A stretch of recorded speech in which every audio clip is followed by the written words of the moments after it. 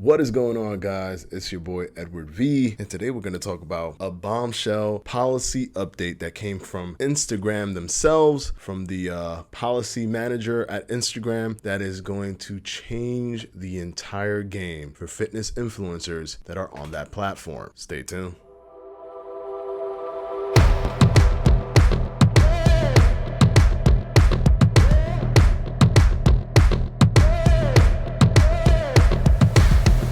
Okay, quickly diving into this video. By the way, yes, it's another special video. It's 3 special videos in a row. The first one being about Rachel Sharp's amazing journey. The second one being about my 7-year journey. And I was gonna do a normal video today, but there is something that compelled me to talk about this new policy change because it is very, very important and it can set the standard for other changes on other platforms moving forward. So Instagram's new policy change was released about 2 or 3 days ago, and the changes are massive. Massive in the sense that it can completely derail the profitability of someone who is pursuing Instagram fitness, with that being their main source of income. You see, when you're a YouTube creator and that's your main platform, there tends to be a little bit of a safety net, just a little bit, because of course anything could happen. Anything could happen with your views, anything could happen with your ad revenue. Even the platform itself can completely go away. Anything can happen, of course. That is something that you always have to worry about. But the problem with Instagram is that if you can't pull sponsors and if you can't sell products on a weekly basis, you are basically putting yourself up against a wall in terms of trying to make money on Instagram, because there are no other sources of income. You can have 1 million followers, 2 million, 10 million, 20 million. And it doesn't matter in terms of revenue unless you're pushing some sort of a product or you're selling some sort of a product or regiment. Now, fitness influencers specifically were hit because this is the policy change. Anything that is promoting false weight loss products or information will be completely restricted from anyone who is 18 or under. And in a future policy update, it can be completely restricted for anyone, period, regardless of your age. So you just would not be able to hack it at all. So let's say you're a 16-year-old and you're trying to hack it. So what you do is you pretend that you're a certain age and then you try to see it that way. Yeah, well, they're bringing out even more updates in the future for its policies that isn't going to allow you to see it at all, regardless of your age, depending on how outlandish the claims are. Now, Instagram has had a big problem with fitness. And the reason that I say Instagram has a big problem with fitness, see, me, I'm a YouTube person. I love creating videos. And if you wanted to be on a platform where you could create videos, be creative with video creation, editing, all those different dynamics, you can only really do it on this platform because people are willing to tolerate viewing videos on this platform. With Instagram, is more geared towards the pictures. It's easier to communicate with people directly with Instagram, which is what I kind of use my Instagram for. It's more like a update on what's going on in terms of the videos that are coming out. And sometimes I'll put some personal things on there, but it's more like of a quick content kind of thing.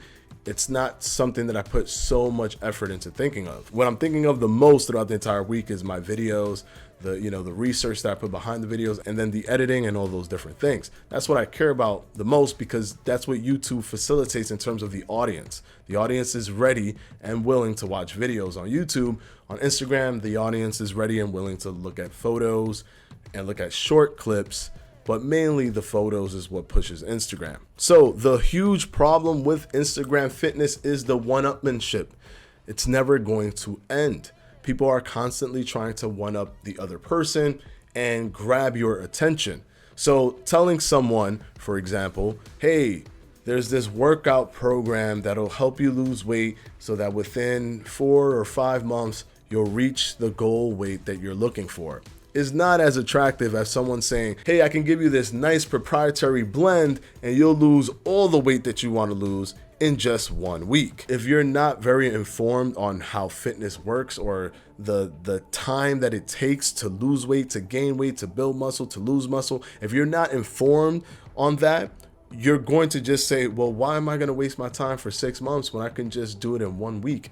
yeah, I'm gonna do the 1 week thing. And everyone's trying to beat out everybody else in terms of grabbing your attention and making you want to buy their product. And this creates a never-ending vortex of one-upmanship, which leads to misleading the audience aggressively, because that is the inevitable direction of this one-upmanship type of system. And that's what Instagram has become. Instagram fitness has exploded. Instagram fitness is probably one of the biggest things on Instagram. And now it's gotten to a point of no return. It isn't viable to be the pragmatic person on Instagram giving legitimate information on diet and nutrition, because it's not polarizing enough. And because everything is centered around building your own income via sponsors and products, the people on this platform feel that they have no choice but to go this route to try to generate income. And honestly, I don't feel bad for them. And this is the reason why I don't feel bad, is because when you make money from misleading people, which is the reason why I never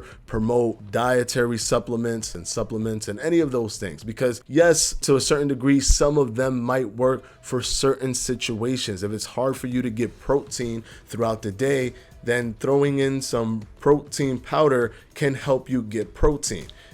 Yes. But then all of these burn fat or fat burning pills or diet teas or all these different things, those things are 100% unnecessary. And some of them are very, very bad for you because of what it does in your body when you take them. For example, the diet teas that are pushed by a lot of influencers with millions upon millions of followers are basically laxatives, which of course, if you are flushing out so much body waste, water is going to start to come out of you as well, and you become dehydrated and you release water. So it's kind of giving you a false sense of accomplishment, because your water weight will reduce and you'll see weight loss fairly quickly, but you didn't actually lose body fat, which is the thing that you're trying to lose. And all of this can make you think that it's actually working, which can make you continue to use it. But it's not good for you to basically be using laxatives on a weekly basis just to feel that joy of looking at the scale go down. Also, so much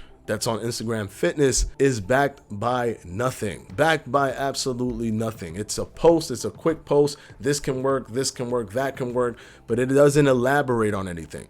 One thing that I love about YouTube is that it allows the content creator to elaborate on what they're talking about. They can present studies, they can interpret the studies, they can link you to the studies, and you can go directly to the studies. There isn't a barrier of entry. There isn't multiple layers that you have to go through to get to the study. If it's linked in the description, you just click into the description, click the link, and you're there. So there's so much that a content creator can do to ensure that his audience is informed on YouTube. That isn't the case on Instagram. So am I glad that these policies have come out?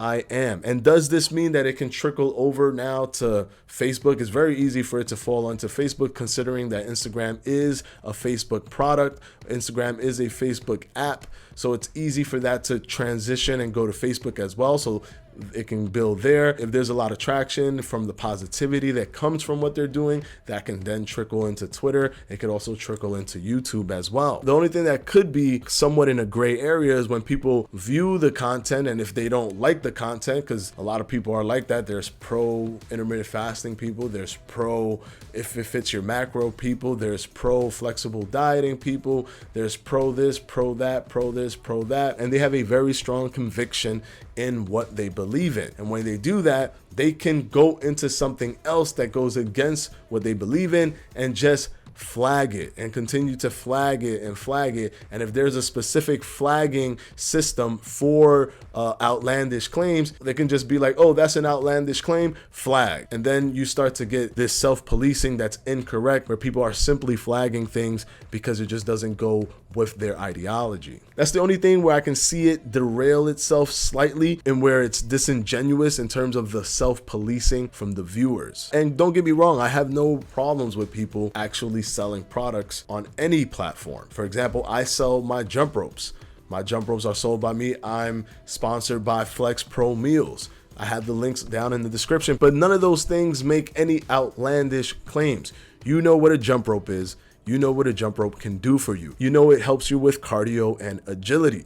There isn't much that I can say or pretend to say about my jump ropes. It is what it is. It's a speed jump rope that you can utilize to make your cardio a bit more fun, or to just spice it up. Instead of running, you do jump ropes. Sometimes you'll do jump ropes, sometimes you'll do running, sometimes you'll do the elliptical, whatever you want to do, but you know that there isn't a magic trick behind that product. Same thing with being sponsored by Flex Pro Meals. Being sponsored by Flex Pro Meals to me is a perfect sponsorship, because all it is pre-cooked meals in which it tells you the exact macro breakdown and the exact calorie consumption. So for those who struggle with counting calories, you don't have to struggle anymore, because the product tells you exactly what it is, exactly what you're eating, with multiple different menus. There isn't anything special. It isn't a proprietary blend. It isn't a supplement product.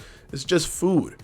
It's just pre-cooked food with the calories and macro breakdown. And by the way, if you're interested in Flex Pro Meals, I do have the link down in the description. Just use the promo code FLEDGE20 and you'll get 20% off your entire first order. So I just wanted to talk about this specific policy change that has already happened, but keep in mind right now as it stands is only attached to things that are trying to sell a product. So if you're showing a detox tea and then you have a link to go to buy the detox tea, or you have some type of a ad, hashtag ad, or promo code or whatever, it'll detect that and then it will take it down if it determines that the claims are outlandish. It's moving us closer to the internet being slightly more realistic when it comes to diet, weight loss, and nutrition. There are a lot of people who are impressionable. There are a lot of people who don't use studies, just simply get quoted a certain amount for pushing a product and a certain amount for the sales of the product, and that's all they think about. They don't think about the end user. They don't think about if they're hurting others. They're just thinking about how much money they're going to make by pushing this specific product. So yes, I'm happy.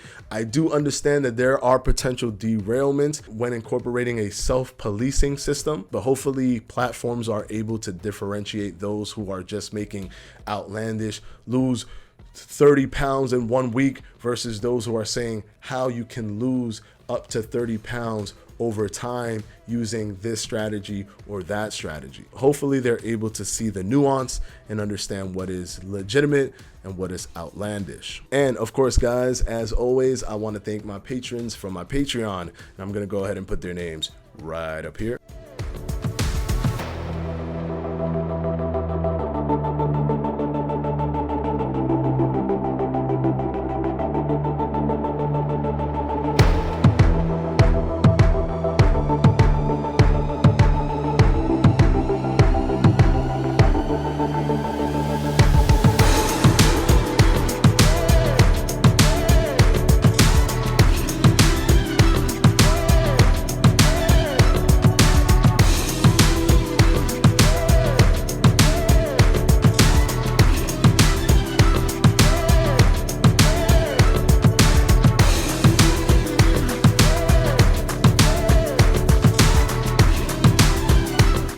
And as always, guys, I'll see you on Wednesday for another FAQ.